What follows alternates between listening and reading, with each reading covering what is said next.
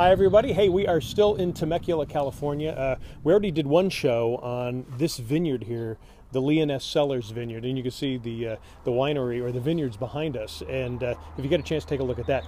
But we just want to talk about Temecula in its entirety here, because we've actually been able to spend some time here doing some work, and this is a great place to come visit. Oh my God, it's so fabulous. It really is off the beaten path, and I know a lot of people in Southern California already know about it and come here, but you can fly in from a lot of airports, you can drive here, and the terroir is really very similar to the Rhone Valley, as we mentioned in our other video. So they're growing grapes here like Cinsault, Grenache, Roussanne, Marsanne, things that you get in the Rhone Valley that really the other producers in California don't grow. And what we're drinking here is I have a Viognier, and you've got a Syrah. I have a Syrah. It's beautiful. It's peppery. It's bacony. It's a full mouthful with a really nice peppery finish. Oh, it's so delicious. And if people know me, I'm really a Chardonnay drinker, and for me to drink a Viognier and to really like it, it says this is really good, and this is a great wine. We actually had some absolutely went great with food. Yeah, we really did, and we're here at the Leoness Winery, as we mentioned, and so the wines here really blew us away. And so we tried out their restaurant, and one of the things that we're saying is that there's great wineries, there's great restaurants attached to those wineries. So we went to the restaurant here. Amazing. The chef here is Chef Amanda. She does a brilliant job of really blowing you away with flavors that you would not expect, which I think is the true culinary value of a chef. Yeah, it always surprises you. Yeah. The first thing we had was the beef carpaccio.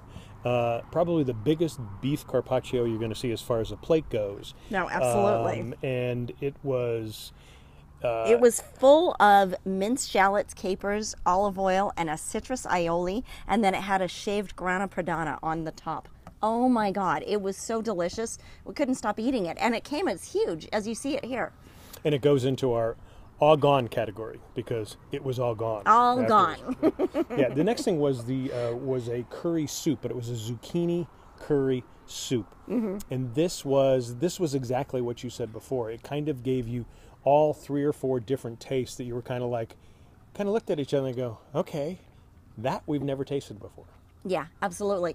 This soup was so beautifully blended, an amalgamation of like herbs and fresh flavors, the curry, the vegetables, the zucchini, everything in one. It made you cry. I mean, it really was so good. It really brought you to tears. It was so good. And here's how our waitress, Nicole. So our soup is a curried zucchini soup. It's a puree, very well balanced, light on the curry, and it's finished off with a coconut creme fraiche. The great thing about that curry soup was a lot of people don't like curry because they think it's too hot.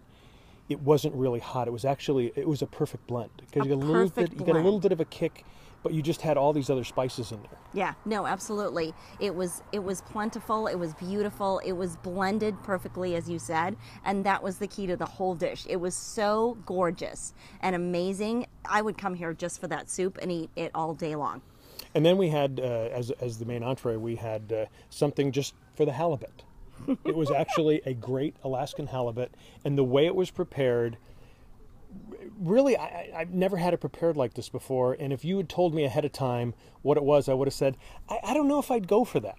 Yeah, no, but we tried it, and it was something truly amazing. And again, we're going to have our waitress, Nicole. She was amazing. All the staff here is pretty amazing on the service level. They really care about all of the people that are here, whether you're a member or not. They love you, and they really treat you with love and kindness.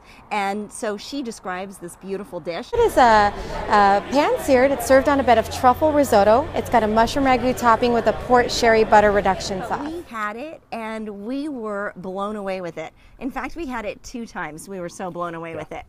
I mean, it's something that you wouldn't expect. And again, that's where we're going back to. That's the key of a culinary brilliant chef. I mean, they create things that you would never expect to have created. And mixing this sherry port wine reduction with a halibut, you would go, no, not going to work. oh, it's like the best thing you've ever had in your life. Yeah, and I'm really partial to the fruity, to the cherry, to the berry type thing, and this just really hit me in a great way. I could have had 2 or 3 of this. We also had the port that it came from afterwards.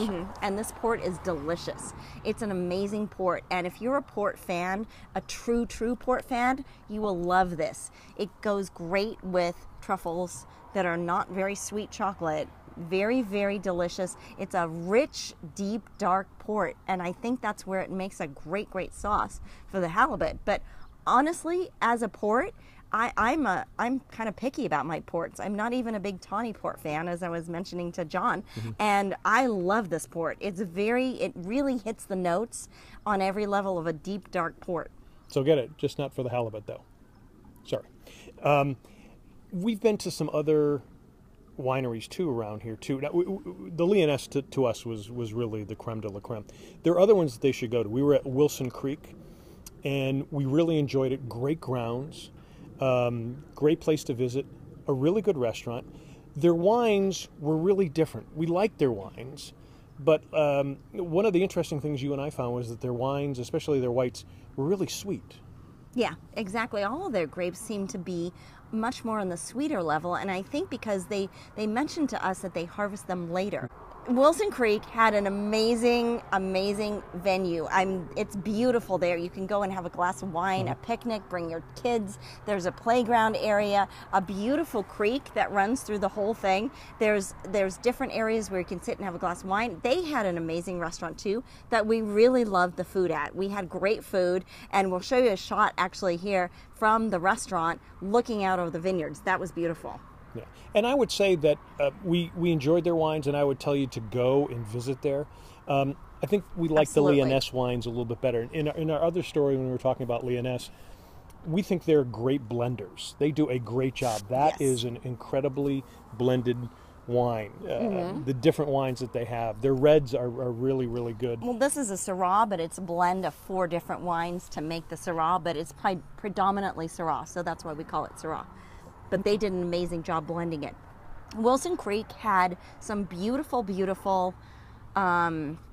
sparkling wines that were absolutely delicious. They have the almond one, and they also have the rosé, which is really phenomenal with seafood.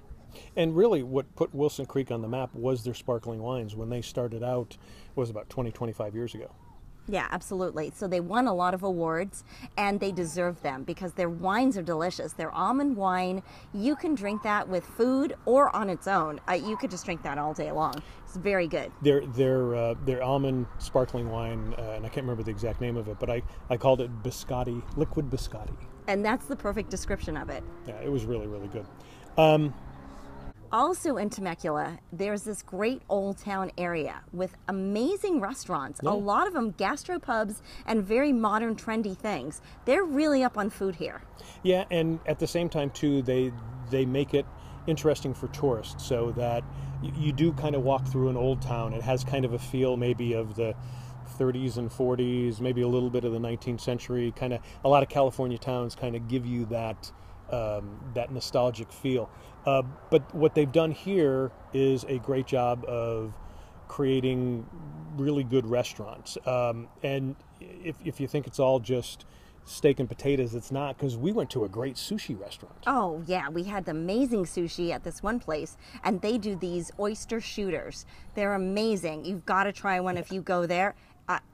No matter what you think you like or know about shooters, this is something amazing. The way they blend it, well, you'll see in this shot, it's pretty cool.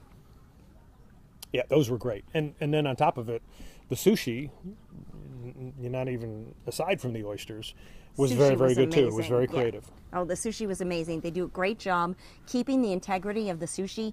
The fish was fresh. The rice was perfect sushi rice. And as we've learned before, sushi is not necessarily about the fish. It's all about the rice. And it was amazing. Yeah. The blend that they did with the sushi and the rice and their mixtures of different sauces to go on those things were brilliant. Truly brilliant. You wouldn't hurt yourself going on a 2 or 3 day culinary tour of Temecula, hitting the different wines, the vineyards and the different wineries, and then hitting the restaurants down in Old Town.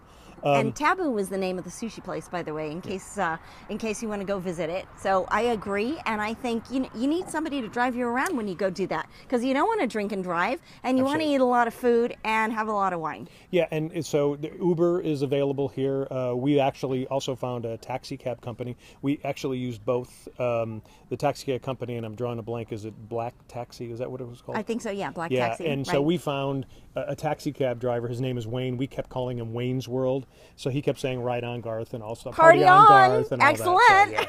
So, and he was very knowledgeable. The Uber guys were very, very knowledgeable too. There's obviously a little bit of a battle here between the taxi cab company and Uber. As usual. So, it's what usual. But at the same time, too, you do have the ability to not have to drive. For instance, if you're in any wine town, like when we're in Napa, try to find somebody to drive you around. I mean, you just don't want to. I mean, you're going to be enjoying the wines. You just never know. You don't want to get into the car. Great place to visit. You said this at the top.